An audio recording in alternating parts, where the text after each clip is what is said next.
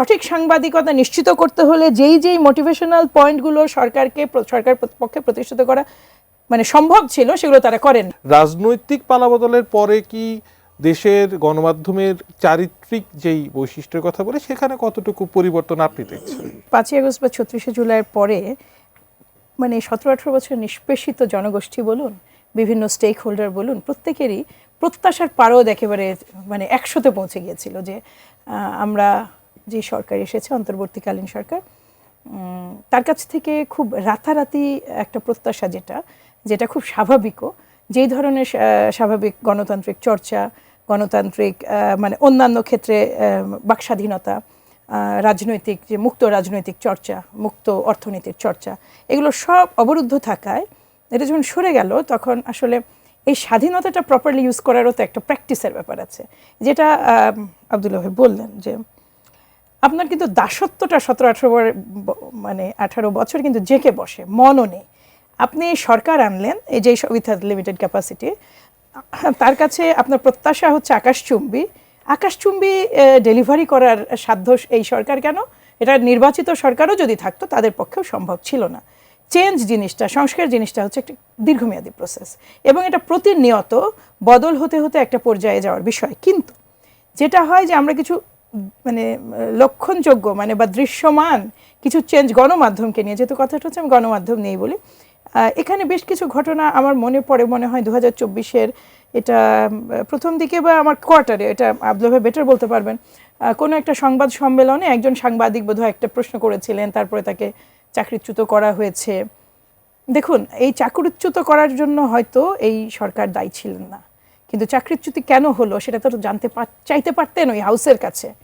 আব্দুল্লাহ ভাইয়ের একটা ইচ্ছা আছে, উনি একটা হাউসে কর্মরত এবং একটা যে বেতনটা তিনি পান সেটার উপরে তার জীবন জীবিকা, তার পরিবার নির্ভরশীল। ওই এক সাংবাদিককে দেখে ওই এক ঘটনা, ওই এক ইনসিডেন্ট বাকি সমস্ত সাংবাদিকের কণ্ঠ কতখানি রোধ করলো এটা তো বোঝাই যায়।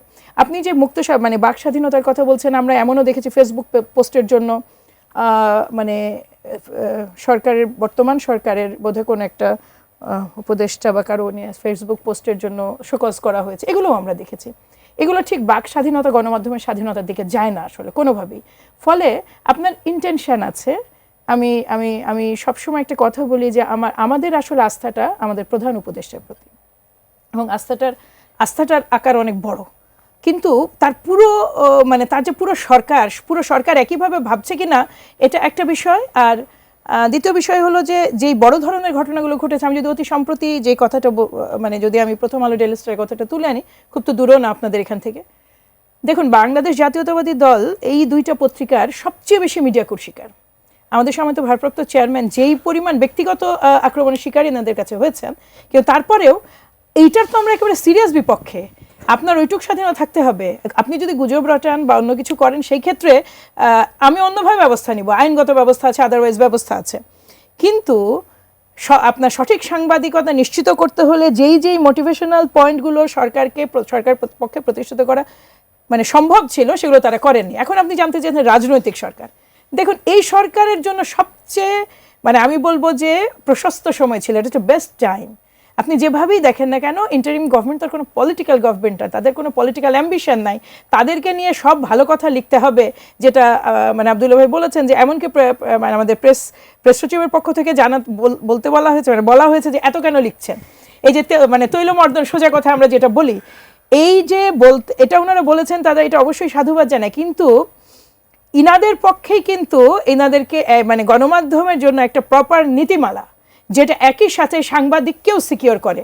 আপনি একটা প্রশ্ন ভুল করতে পারেন, একটা প্রশ্ন আপনার সাহসী হতে পারে, একটা প্রশ্ন আপনার দুর্বিনীত হতে পারে, আপনার কাজ কিন্তু সেইটা, আপনার কাজ কিন্তু সিস্টেমকে কোশ্চেন করা।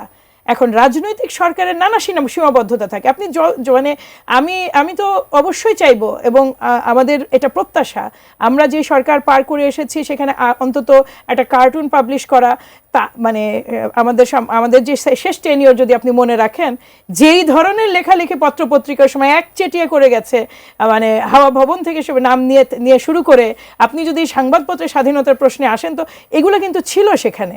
যদিও জানি না যে এটার ভেতরে যেটাকে বলে ওই যে চিরকুট দেওয়া বা ফোন আসা, টকশোতে মানে ফোন আসা। ওই সময় আমি যদি সরাসরি এভাবেই বলি, প্রথম আলো, ডেইলি স্টার ধরেন বিএনপি সরকারের সময় যে ধরনের লেখালেখি সাংবাদিকতা বা লেখালেখি করেছেন, করেছে, হ্যাঁ। সেটাকেই কি মিডিয়া কু বলছেন? লেখালেখি বা সাংবাদিকতা একটাও তো তারা প্রমাণ করতে পারেননি। আচ্ছা। এবং শুধু প্রমাণ করতে পারেননি তাই নয়, এখানে আরেকটা বিষয় আমি বলি, মুন্নি শাহের সাথে এটা তো অবশ্যই মিডিয়া কু। ধরুন আপনি এখানে বসে আছেন, আপনার সাথে আমার একটা সখ্যতা আছে, আপনি এইটার পেছনে একটা 200 কোটি টাকার গল্প বের করলেন, এটা তো গল্প, আপনি লিখলেন যেটা সেটা উপন্যাস।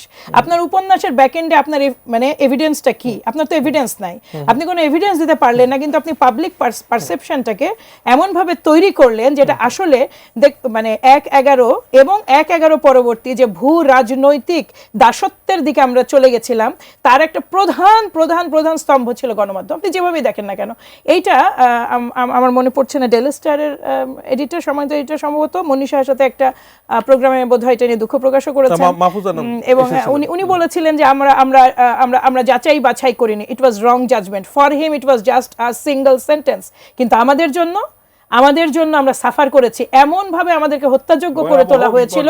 এবং হত্যাযোগ্য করা হয়েছে, বিএনপিকে যদি পিটিয়ে মারা হতো মানুষ বলতো বিএনপি তো আচ্ছা না পিটিয়ে মারা যায়, এই হত্যাযোগ্য করে তোলা, এই 5ই মেকে মানে কি বলে বৈধতা দেওয়া, 5ই মে তো যে আপনার কওমি স্টুডেন্টদের, হ্যাঁ 5ই মেতে যে হত্যাযোগ্যের বৈধতা দেওয়া, গণমাধ্যম এগুলো করেছে, এখানে দায় তাদের নিতে হবে, কিন্তু জ্বালিয়ে পুড়িয়ে নয়। এটা কোনোভাবে জ্বালিয়ে পুড়ি না। এখানে আপনি সংবাদ মাধ্যমের যতখানি স্বাধীনতা সুরক্ষা নিশ্চিত করবেন, ইন্ডিভিজুয়ালি মালিক পক্ষের নয়। আমি আবারও বলছি, মালিক পক্ষ কিন্তু ভোল পাল্টে প্রতি সরকারের সময় মিষ্টি মিষ্টি কথা বলে, যেই সরকারই আসুক মালিক পক্ষ তার ছেলেকে মালিক বানায় বা কাউকে মালিক বানায়, বলি হয়ে যান কিন্তু সাংবাদিকরা। খেয়াল রাখবেন, সুরক্ষিত তারা থাকতে পারেন না, তাদের সুরক্ষা প্রয়োজন, তাদের রেইজ প্রয়োজন। তারা বর্তমান সময়ে যখন তারেক রহমান এসে বললেন যে আই হ্যাভ এ প্ল্যান বা উই হ্যাভ এ প্ল্যান, সেই প্ল্যানের মধ্যে সামগ্রিকভাবে এই অংশগুলো থাকবে। আমরা তো বহুবার গণমাধ্যমের স্বাধীনতা নিয়ে কথা বলেছি, আমরা কিন্তু এটা প্রমাণ করেছি। আপনাকে আমি একটা ইনসিডেন্ট বলে কথাটা শেষ করছি। কোনো একটা সংবাদ সম্মেলনে ঘুম তখন বাংলাদেশ সংস্কৃত ঘুম আসলে এসেছেই এই সরকারের সময়, ঘুম নিয়ে কথা বলার সময় আমাদের সম্মানিত চেয়ারপারসন বলেছেন 300 গুম হয়েছে। আমাদের প্রকৃত গুমের সংখ্যা ওই সময় ছিল, আমরা অনেক যাচাই বাছাই করে দেখেছি, যেই বডিগুলো পরে রিকভার হয়েছে সেগুলো আসলে আর গুম থাকে না, এগুলোকে তখন হয়ে যায় আপনার ক্রস ফায়ারে হত্যা। হ্যাঁ, তো এইখানে আমাদের কিন্তু 316 জনের তালিকা ছিল। তো সেটা যখন হয়, পরের দিন ডেইলি স্টার হেডলাইন ছিল সরি খালেদা। এইটা তিনি তখন মানে এই যে নিউজটা তারা করেছিলেন, 165 বা 75 জন গুম কিন্তু সেখানে জিরো হয়ে গেল, সাথে সাথে গুম শব্দটাকে তারা জিরো করে দিলেন। এবং ইন্টারন্যাশনালি এই পত্রিকাটা সমস্ত এমবাসি রাখে।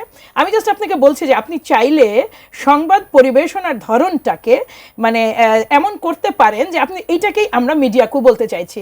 আমরা অতি সম্প্রতি তারেক রহমানের তার মাকে দেখতে আসতে না পারা, কিংবা আমরা যখন দল হিসেবে সিদ্ধান্ত নিয়েছি তিনি কবে আসবেন, এইটাকে যথাযথ আমাদের উত্তর না দেওয়া, এগুলো থেকে যখন একটা সামারি ড্র লাইন করেন, এইটাকে আমরা বলি মিডিয়া কু। কারণ দলের আমাদের প্রধান হিসেবে আমরা যদি দল হিসেবে মনে করি যে এটা ঠিক আছে, এবং যদি তার মা মনে করেন যে তার সন্তানের এখন আসার প্রয়োজন নাই, তাহলে এই মানে আমি বলবো যে এই ধরনের ডিস্টর্টেড ইনফরমেশনগুলো আপনি কতটুকু নেবেন, এটা আপনার সাংবাদিকতার নীতিমালা।